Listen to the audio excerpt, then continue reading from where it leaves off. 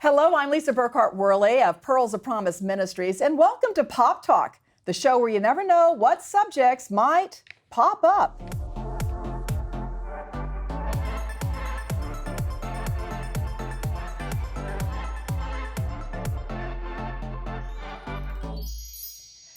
It's not easy when our parents age, and we end up having to take care of our parents. But today we have a very knowledgeable guest who is going to be talking about how to parent our parents in a loving way. We're going to introduce her in a minute, but first, I want to introduce my Pop Talk co-host. To my immediate right is Dr. Lynnette Simm. Hello. And we were just commenting, she always has the cutest shoes every time. I mean, they're always different. I wear the same things, just don't look at my feet. And then Rosemary Legrand on my far right. It's good to see you guys. Always. Hello, Good to see everyone. you. Yeah.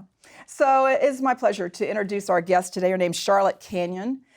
Charlotte is a businesswoman who, after her retirement as an event planner for a large corporation, decided to start a business. Now, we're not going to be talking about this today, but I just have to tell you what her business was.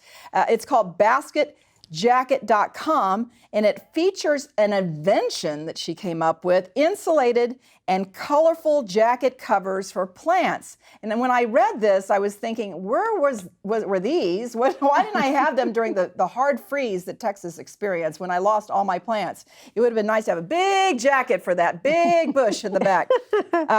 Charlotte is also an award-winning master gardener. But the reason why she is here today is because of her award-winning book. It's called You Have to Laugh to Keep from Crying, How to Parent Your Parents. So if you have a parent who is struggling with dementia or any other debilitating disease, today Charlotte is going to give us some advice on how to care for those parents. So it's great to have you on Pop Talk. We sat together, we called it a divine appointment at one of our mutual meetings that we go to. And you know, I thought it was a very good topic because so many of us deal with this. I know both my parents died pretty young and it was quick. But my husband's father suffered from Alzheimer's, and so we dealt with that. He lived into the early 80s, and then my grandmother lived to the ripe old age of 97. Wow. And she definitely had dementia, and so we'll talk about that in a minute. So I can relate to what you're going to be speaking about, and it's personal for you, and that's one of the reasons why you wrote this book, because you had family members that dealt with several things: dementia, Alzheimer's disease, Parkinson's. And you were really close to your mom who struggled. And so can you talk about how difficult it was, especially when your mom started to slip?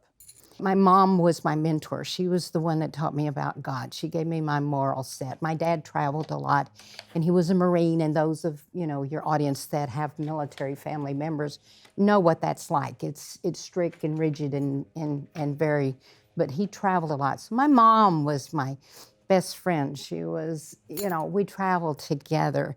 She, not only did she mother me and teach me everything and how to walk and how to treat people, her philosophy in life was treat people the way you want to be treated.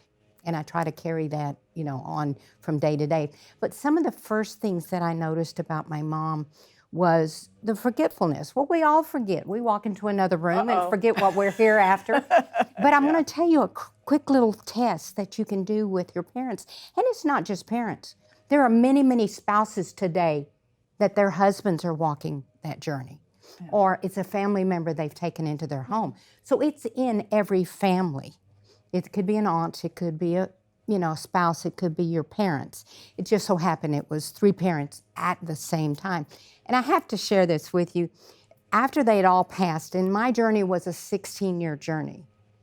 After they'd all passed, within 6 weeks, God spoke to me the way we and I are speaking, and he said, Charlotte, I need you to write your book. And I went, God, I did not do well in English. Mm-hmm. He says, that's all right. They've got editors, but you've got some stories that people need to hear. And I got an email. And I go, God, you do not send emails, inviting me to a writer's seminar. Within 11 months, the book is in my hand.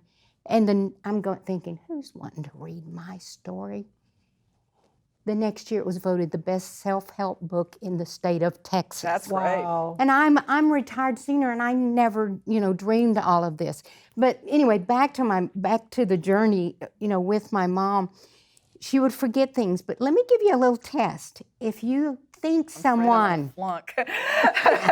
well, if you think someone is kind of starting down the dementia road, and let me give you a fact. Dementia is just the umbrella that covers 240 some odd senior diseases. Alzheimer's falls under it, dementia falls under it, frontal lobe, you name it, it all falls under dementia. So when the doctor says dementia, he really hasn't pinpointed what it is. It's just that big umbrella. But as I'm going through this journey, I'm trying to find all the tools I can. And I found this little test that you can do. And you name 5 things, simple: a door, a house, a flower, a tree, a chair. And you'll say, Mom, tell me those words back. If they can tell you 4 of the 5, they're still in pretty good shape. But if they can't get past the first 2, then that's where their problem comes in, because it's your short-term memory that goes. Are you all doing what I'm doing? Trying to remember? Yeah, I think I got 4. I'm good. I'm good. You're good. Yeah. But your short-term memory is the first thing to go. Yeah. And the first person to know that they're going down this proverbial rabbit hole, as I call it, is themselves. Mm. So they fake it. If everyone laughs in the room, they're going to laugh. If everyone's somber, they're going to be somber. They fake that they're understanding what's going on. Wow. Yeah. The second people that are in denial are the kids, are the closest ones. Well, my husband's an only child. His dad lived with us. I knew it for a while, but he wouldn't listen to me. Yeah. And I was going to share a story with you about really what triggered getting my father-in-law to the doctor and get it diagnosed so that my husband would face it. He came into the house one day, and he was the most wonderful man in the world. It was like having my own butler. He would vacuum the house. He would do the dishes. He'd just push me. I could cook dinner, but, he would do everything. The doorbell would ring. He'd run into the door. And if my husband would get angry with me, he was on my side. Mm-hmm. He was a wonderful, wonderful man. Perfect. But he would run errands to the store. And one day I'm cooking dinner after work, and he comes in and he says, "Oh my gosh, Charlotte, I need your help." And I said, "Pop, what happened?" He said, "I was in a wreck." So I immediately, turned off the oven. I said, "Pop, what happened? Did anybody get hurt?" And he says, "No, but I need you to go with me."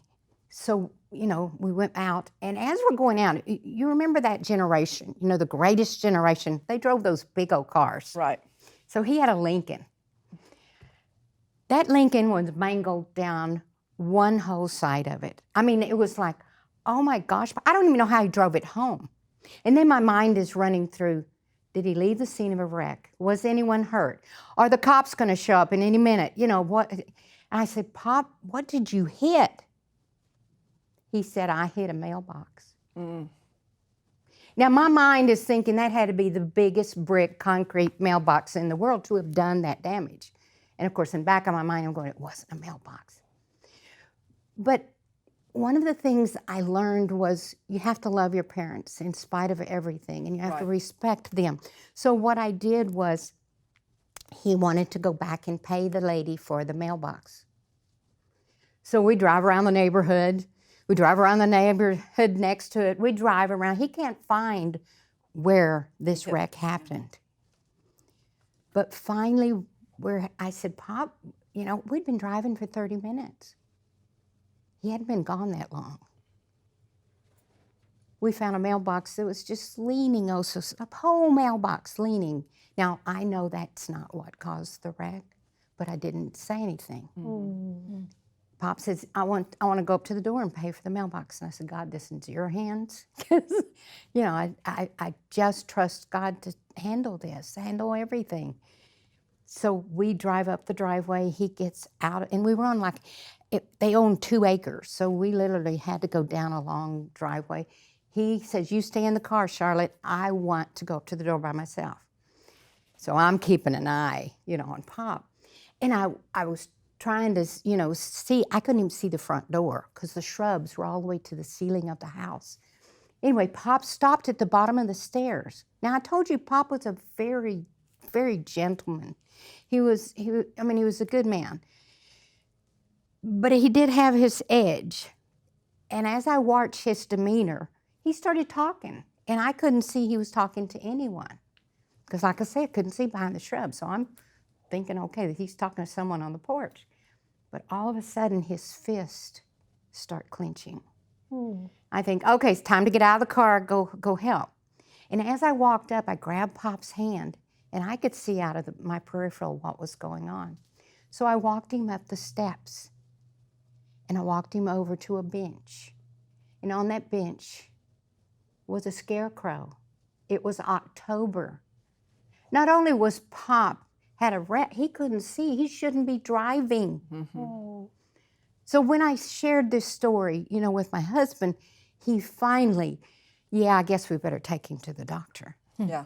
And the doctor's first thing was, you've got to take the car keys away. Right, right. So Charlotte, your parents, they were, even though they were declining, they really wanted to stay in their home, but there were some changes that was supposed to be made, or changes that you were going to make. Can I quick ask you, how can you speak about that scenario and provide some advice for children of aging parents who are in transitions? Well, the transition, like I say, my parents did not want to leave the Yeah. house. And my mama followed my dad's lead. I mean, she would have moved up close to me, and I tried and tried and tried to get them to move up close. They were not going to leave their house. My dad was a Marine, as I've already mentioned before. I'm going to share a story with you, and the reason I think that your listeners would enjoy this story or get something from it is sometimes you have to do things that you wouldn't normally do. And so I call it my covert nursing action. And the reason I call it that is because I had to set up a schedule with a nurse to go into my mother's house, because my aunt had been my caregiver, my eyes and ears on my parents while they lived, like an hour and 45 minutes from me. She would call me and tell me and things going on. Well, one day she called me at work, and I had to leave work, and she says, "Charlotte, your mother has a rash from her knee down to her toes, and it looks like impetigo. Your dad won't let me take her to the doctor." So I schedule within 48 hours, my husband and I take off from work and we go down there. I had made an arrangement with a nurse to meet us 15 minutes from my mother's house. And she got in our car because my dad didn't like strangers in the house. So the covert action was my husband was to take my dad out to the backyard. I unlocked the front door and let the nurse in. I took my mom into the bedroom and the nurse. Oh, my mom was elated. She's a very social person. To have company in the house, she was just very excited. And we'd come middle of the week, it was all exciting. And with the Alzheimer's, with her and her Alzheimer's, I said, "Mom, she's here to look at the rash on your leg." Now, my mom had been clawing her legs. I could tell that they were bothering her. And she says, "What rash?" She couldn't remember that she'd been scratching her. Scratching her legs. Anyway, the nurse rolled up, Mom's pants leg, and she said, "Oh my gosh, this looks like impetigo. She probably needs to go to the doctor." And I said, "Can you just do what you can? I will address that." In other words, what I'm telling kids is you've got to use your better judgment and keep things as calm as you can. Keep things simple. So anyway, the nurse, rubbed salve and debrided and just, did everything she could, and then she wrapped it up. And I swear it looked like a war wound by the time she had finished wrapping my mother's leg. But I'm thinking to myself, I'm knelt down by my mom and holding her hand, and she's just chitter-chatting to both of us and just having the great old time. Anyway, I'm thinking, I'm going to get this nurse back out the front door before my daddy knows. No, that wasn't going to happen. It was about that moment. My dad is 6'3". I'm 5 foot. He walks in the door still, and he's just standing there. My husband's behind him going, he did the best he could. My dad says, "What's going on here, and who is that woman in my house?" I'm 5 foot tall. I stood up. I walked over to my dad and I said, "My mama had a problem and I had to solve it, sir." Wow. There was silence. And all of a sudden, my dad smiled. and I knew it was okay. And I know that salute had to be a God thing because that was the connection. Right. And I think that was the point that my dad realized, Sissy's really going to take care of things. Sissy's what my brother, everybody called me, but was going to take care of things. Because my dad wanted my brother to do it, who lived 3,000 miles away in Alaska. Yeah, you talk a lot about love. I know you've already mentioned a little bit about love, and I remember when my grandmother was bedridden and in her 90s. I think love was going to see her because she couldn't hear a word that I said. I mean, I would have to. Have you met my father yet? You can't hear half of what I said. I would scream at the top of my lungs because she was too vain to wear hearing aids, and so he couldn't talk her into them, and so that was love. But she would, when she realized who I was, because she sometimes didn't realize who you were, but when she did, she would just say, Lisa, I love you. And that just made it all worthwhile, even though I'm going to cry. But even though it was hard. So that was one way I loved my grandmother, by going to see her, even though it was just, I didn't have any voice when I left. So can you talk about some ways that you talk about in your book, how can we practically love our family members who are going down with dementia? Oh, that's a great question. We should love everyone. We love one another, and we should love like a child, love unconditionally. And I've mentioned that my dad was kind of hard to love, and if you've read my book, you understand some of the reasons why. But there were times, even towards the end, when my mom, and be prepared for this because it will happen. I remember a time when I was coming to my mom and she yelled at me, "Get out of here, I hate you, I don't ever want to see you again." And those words come to the core because that's your mother. That's the person who cared for you, who cradled you, who fed you. And I know I cried all day long, but I remember telling myself, that's not my mom, that's the disease. That's not my mom, that's the disease. And the other thing is I said, God, is this the new norm? I'm going, oh my gosh, how will I handle this? And my journey started some 20 years ago, and a lot has happened in the last 20 years. So I almost feel like I was a precursor to finding out some of these answers and all. But I had to love her through that. And God blessed me because 6 weeks before my mom passed, she didn't really recognize me for a month or two. I knew I was familiar, but she didn't say my name. And, I just knew she didn't know really that I was her daughter. But 6 weeks before, we always blow kisses from the door. And as I'm walking out the door, I hear this, "Charlotte, get back over here." And it was like I was a child again, and I'd done something wrong. But boy, you have no idea how fast I ran back to my mom at that moment, not knowing that 6 weeks later she would be gone. So that was a blessing. So everything is a blessing. True. And people have to remember that, each of those. And you have to learn to laugh at things like that. I can now, but I didn't at the time. I have a quick, really funny story. I'm just real quick, but I remember when my father-in-law had, started the dementia, and my husband went up to him and said, "Guess what, Dad? Guess what today is?" It was our anniversary, and he goes, "It's Lisa and mine's wedding anniversary," and he goes, "Too bad." And so I just had to tell that story now because we just had to laugh. I'm like, thanks. I had to laugh because I knew that, he wasn't right. Yeah, laughter creates that endorphins in us, and it helps us all heal, no matter which side you're on, whether you're the caregiver or that person. You're doing such a great job, and your stories are really hitting home with me personally. My parents are of the age where the journey is beginning. And so I'm going to jump just a little bit, but I know that Lisa will be able to catch me where I go.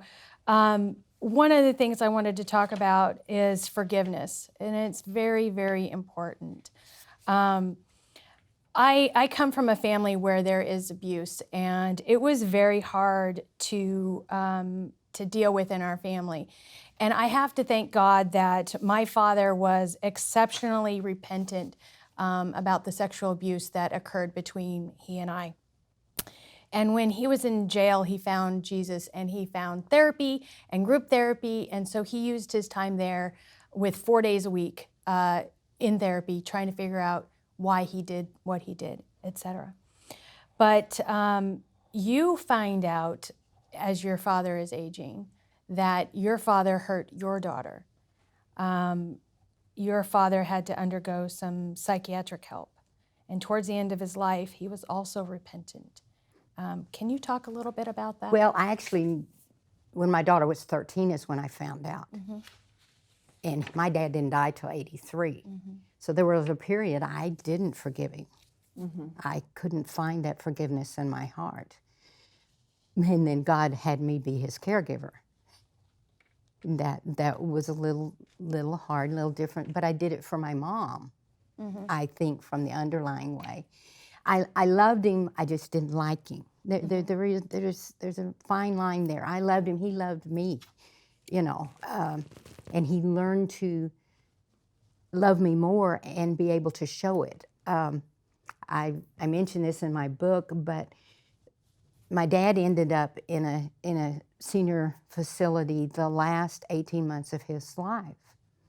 And during that 18 months, he told me he loved me more than he had my whole life before that. Yeah. And I will treasure that. But shortly before he died, he asked to see, because he molested my daughter. And he asked to see my daughter. He apologized to both of us. It's beautiful. I cannot tell you, it was like, you know, a mountain coming off of my shoulders. You know, God blessed us with that. And, you know, we all hugged. It was big. I know the beauty and joy that comes with forgiveness. Yeah. So that is just beautiful. Do you know, patience is so very important. Could you tell me how you worked to have an extra patience with your family? Patience is important, but it's not just having patience with them, it's having patience with yourself. Because I promise you, your mind's going to go, why me, Lord? You know, Yes. it's going to say, oh my gosh, why is this happening to me? But you just have to, I think you do it more and more. You know, when they do something, you just say, that's not that person. That is the disease. You have patience with your children, and here's the bottom line. It's role reversal. They become your children. So if you treat them with the same love that you would your children and the same patience that you have with your children, I promise it'll be a lot easier. You know, make it simple. Don't complicate things because they're trying to sort it out. And never tell them they're wrong. I know that sounds funny, but you can never argue with them. Never tell them they're wrong. All you're going to do Is agitate them. is Agitate agitate them, it that's and right. make it worse and make it worse and make it Wow. worse. You know, there's that other problem when your family members go downhill. We saw this with my husband's father, George, is that at some point they don't know who you are. And that is very difficult. So I wanted you to talk about that a little bit. But I remember taking him, we were going to take George to a doctor's appointment up, he was in Iowa. And so we took him, we were holding on to him and took him out to the car, and he went limp on us because he thought we were strangers, you know, trying to take him away. He and my husband goes, this isn't worth it. And he didn't last much longer. He died shortly after that. So what do you do, first of all, how can you help people when your parents quit knowing who you are? And also, you have some ways to slow down dementia. So can you talk about all those in this question? Well, golly, slowing it down. One of the things I've just learned, because I'm still in the industry, I speak at senior centers, I speak at nursing homes, I speak to caregivers, I speak, you know, to the nurses, because I've walked the walk. One of the things that I do recommend for people to do is learn as much as you can. And it's happening younger and younger. It's called brain overload is what is happening and causing the Alzheimer's and the dementia and other things. You know, we women, we all multitask. We shouldn't be. We shouldn't be multitasking because we're overtaxing your brain. Think about doing jumping jacks all day long. When your brain is doing 5 different things, it's doing jumping jacks. A quick example, my 44-year-old daughter had a stroke last year in September during COVID. We couldn't go see her. And it's now almost, it be a year in September, but she's paralyzed kind of on one side. It's happening more and more to younger. There are more and more 50 to 60-year-olds with dementia and Alzheimer's going into senior centers. So what I'm saying is, slow your life down. Take time and take a vacation, take a break. If you're the caregiver and you decide to bring your parent home with you, that's your choice. But I'm going to forewarn you. My husband, I had my father-in-law with us, and I loved him to death. But my husband said, we'll bring your mom into the house. And I said, and you will bury me. I love my mom. Because here's a statistic. 57% of caregivers die before the person they're caring for. Wow. Yes. And it's scary. And it's just going to be growing. This industry is by leaps and bounds, not just us that are seniors right now. Did you know that 10-year-olds today, 50% of them will live to be 110?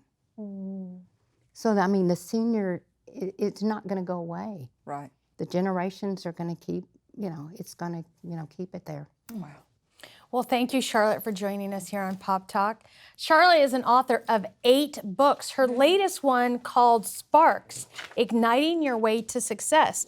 But what we were talking about was you have to laugh to keep from crying, how to parent your parents.